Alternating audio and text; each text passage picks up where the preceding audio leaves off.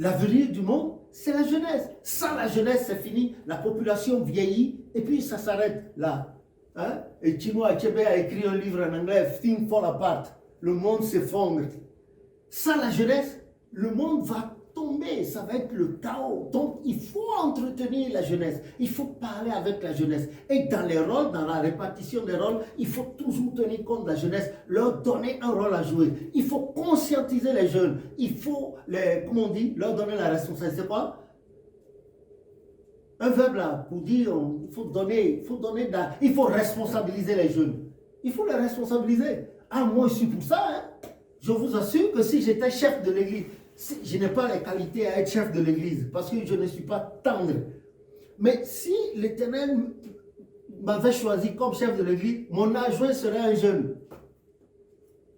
Je vous assure, mon adjoint serait un jeune. L'Éternel m'a permis à un moment et moi d'acquérir certaines parcelles, tout ça là. Je n'ai pas les papiers. Je leur ai donné, on leur a donné pour gérer. Jusqu'au moment où on a constaté qu'il y a eu une mauvaise gestion, on a retiré. Parce que je vous ai parlé de tribunal, tout ça. Voilà. C'est cela. Donc, à Juliette, je voudrais que vous en soyez conscients et que vous en preniez conscience et que vous traitez tout comme ça. Tout. Et posez les problèmes, qu'il n'y ait pas d'hypocrisie, qu'il n'y ait pas de peur ou bien de bourde et de bourde. Non. On s'assoit, on discute et on trouve. Y a-t-il quelque chose qui n'est pas de solution? L'individu est malade. Ou il vit, ou il meurt. C'est une solution. Et la mort, c'est un phénomène atavique. Nous sommes nés, nous allons mourir. Nous vivons pour un temps. Et puis, Ecclésiaste a dit, il y a un temps pour vivre, il y a un temps pour toutes choses. Il y a un temps pour naître, un temps pour vivre, un temps pour faire ceci. Quand vous mettez le grain de maïs en terre, il y a un temps pour que le maïs de grain meure là-bas et commence à germer, etc. Donc, c'est cela. Et ça, c'est un truc, la question qu'il a posée là. Moi, c'est une question qui me plaît beaucoup. C'est une question qui me plaît beaucoup. La jeunesse. Aujourd'hui, moi, je fais plus de 70 ans. Et demain, vous autres là, qui n'avez même pas encore 30 ans, lui qui n'a pas encore 20 ans, comment ça va se faire? On s'assoit, on réfléchit. Aujourd'hui, pendant le culte, avant le culte, pardon, j'ai pensé à ces choses. J'attirais le regard miséricordieux de Dieu sur ma vie et la maison qu'il m'a confiée. Et les enfants, les autres, les enfants de l'église. Oh Père, si je quitte la terre tout de suite, qu'est-ce qu'ils vont devenir? Ce n'est pas moi qui vais apporter la solution, mais il y a un sentiment naturel en moi qui dit, Seigneur, ces enfants-là, comment? Est-ce que un bon père, une bonne mère doit se poser ces questions? Mais en se souvenant de Dieu, en prenant Dieu comme son espoir. Notre espoir doit reposer sur Dieu. Quand vous prenez le psaume 133, vous avez vu ce qu'il a dit. Il a dit, je n'ai pas un cœur qui s'enfle, ni quoi? Ni des regards hautains. Je ne m'occupe pas de choses trop grandes, ni trop élevées pour moi. Loin de là, mon âme est calme et tranquille comme un enfant sevré qui est auprès de sa mère. Mon âme est comme un enfant sevré auprès de sa mère. Aujourd'hui, Dieu de papa au chauffeur, Dieu de l'univers visible et invisible, Dieu miséricordieux à l'infini, je mets mon espoir en toi. Je mets l'espoir de ma maison en toi. Je mets l'espoir d'Abiola, du petit Manakel, de Gildas, de Christian, l'espoir de nos enfants là-bas, Emmanuel, ses frères, ses soeurs, en Italie, tout ça là. Et puis je mets l'espoir de Juliette, l'espoir de nos parents là-bas, l'espoir de la France, notre terre d'accueil, l'espoir du continent africain, l'espoir de ton église, etc. De toutes les âmes pour lesquelles, les malades, les prisonniers, les réfugiés, les immigrés, les veuves, les veufs, les orphelins, les chômeurs, les SDF. Je mets l'espoir de tout ce beau monde en terrain. Tandis que l'Éternel connaît chacune de ses créatures. Mais moi, de mon côté, voilà ce que je dis humblement à Dieu. Donc, je pourrais aller vers une conclusion en attendant de te passer la parole pour dire, la jeunesse, là, on doit s'en occuper. Nous, les parents, nous devons nous sacrifier à ces enfants-là pour leur demain, leur lendemain. Comme nos parents l'ont fait. Bon, bien sûr, certains parents, ce n'est pas leur affaire. Hein. Ce n'est pas leur affaire que... C'est pas du tout leur affaire que non, les enfants. C'est pas, ils font les enfants et puis après les enfants sont abandonnés à eux-mêmes.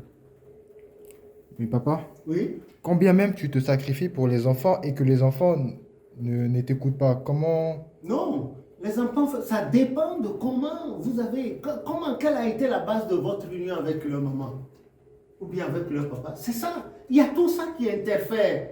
C'est pour ça que Ézéchiel 18:2 dit que les pères ont mangé des raisins verts et les enfants ont eu des... Nous sommes dans un monde de causalité. La vie là est caractérisée, notre vie est caractérisée par la causalité et l'équivalence. C'est-à-dire quand tu poses un acte A, les conséquences, la conséquence qui vient n'est qu'une dérivée de l'acte que tu as posé. Comment tu as connu la maman? Comment tu as connu le père? Est-ce que vous êtes, l'Éternel a-t-il censuré votre union? Ou bien vous êtes contenté comme vous êtes vu, allez tout de suite coucherie et les enfants sont venus? C'est normal, il y a les là. Le monde dans lequel nous habitons était déjà primitivement soumis à Satan. Nous sommes dans un monde comme ça. Il y a les forces du mal là, qu'on ne voit pas. Il y a les anges aussi. Et notre Dieu est un Dieu exigeant. Il est exigeant. Notre Dieu est un Dieu exigeant. Il est bon, mais c'est un Père sévère. Il n'est pas méchant. Il ne faut pas que les gens confondent méchanceté à sévérité. Non. Tu veux obtenir quelque chose de Dieu, il regarde si tu réunis toutes les conditions. Tu t'en vas faire un emprunt à la banque, est-ce que tu réunis toutes les conditions? Oui, tu réunis les conditions. Ton dossier est bien, on te donne ça, ce que tu veux. Même chose avec Dieu. À lui, la terre est ce qu'elle renferme, le monde est ce qu'il habite. Mais si tu es paresseux, il ne viendra pas te mettre le bac dans la poche, ou bien le BPC, ou bien la licence. Tu travailles et tu mérites. Et il intervient. Là où les forces du mal veulent, ah non, cet enfant-là, je donnerai des ordres à mes anges de te garder dans toutes tes voies. Ils te porteront sur les mains de peur que ton pied ne heurte contre une pierre. Voilà. C'est cela. Un enfant qui est correct avec ses parents, ouais, les parents s'empressent d'eux. Mais un enfant qui n'est pas correct, qui insulte son père, qui rentre quand il veut, les parents se taisent par résignation. Et généralement, ce sont des enfants qui font venir la police à la maison ou bien qui se mettent dans des bandes rivales pour aller dégrader les biens publics. Et puis, allez, ça commence, ils vont en prison, ils vont ceci. Qui est celui-là qui voudrait que son enfant aille en prison si l'enfant est correct? Voilà. On a vu plein de cas. Parfois, ce n'est pas la faute aux parents. Ils s'en vont chercher l'argent pour que les enfants en mangent. La maman va chercher de son côté parce que le salaire du père ne suffit pas. Le père aussi va chercher et il faut l'assemblage du salaire de maman et de papa pour pouvoir donner à tel enfant telle paire de chaussures, à la fille telle chose, pour qu'elle ne se prostitue pas, pour que le garçon n'aille pas voler, parfois ce n'est pas leur faute. Un père qui gagne 700 € par mois, il doit payer l'impôt là-dedans. Il faut qu'il paye le logement, les charges, tout ça. Il va rester combien pour habiller les enfants, pour nourrir les enfants décemment? Un enfant qui ne mange pas à sa faim, qui ne mange pas correctement. C'est cela. Il y a tout cela qu'on passe en revue. Donc, nous ne condamnons ni papa, ni maman. Mais nous essayons de voir la réalité et nous conseillons à travers nos interventions de vidéos, nous conseillons aux parents qu'est-ce qu'il faut faire. Mais, avant tout, il faut mettre son espoir en l'Éternel. Car la miséricorde est auprès de lui. C'est lui seul qui peut nous racheter de nos péchés. C'est-à-dire les raisins verts que nos pères avaient mangés. Pour que nos enfants n'aient pas de dents agacées. C'est ça. Il faut être responsable. Il faut des pères, des parents responsables et décidés, qui veillent, mais qui ont pour bouclier Dieu. Et dans leur maison, la prière sincère.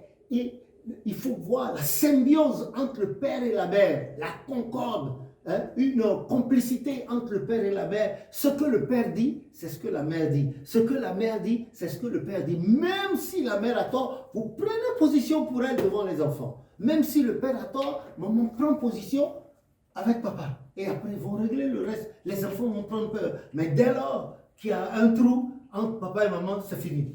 Le ménage est foutu. Il sera difficile que l'ordre revienne là. Parce que les enfants que nous avons là, les enfants que ils observent, ils connaissent plein de choses que même les parents ne connaissent pas. Le jour où les parents découvrent la vérité sur un enfant, c'est au dehors. Surtout les petites filles de 10 ans, 12 ans là. On sait ce qui se passe. Hein? On les voit dans les cités. Elle est là, elle est couchée là, et puis tous les garçons couchent avec elle à tour de rôle. À 12 ans, elle a déjà la poitrine développée comme une femme qui a déjà fait 4 enfants. Les fesses, tout ça là. Elle n'a que 14 ans. Il faut voir combien d'hommes garçons sont passés déjà là-dessus. Voilà. C'est la prière. Par la prière. Par la prière. Par la prière, on obtient la grâce. C'est par la prière qu'Anne a conçu. Comme tu as exaucé la prière d'Élie, exaucé les nôtres. Comme tu as exaucé la prière d'Élie,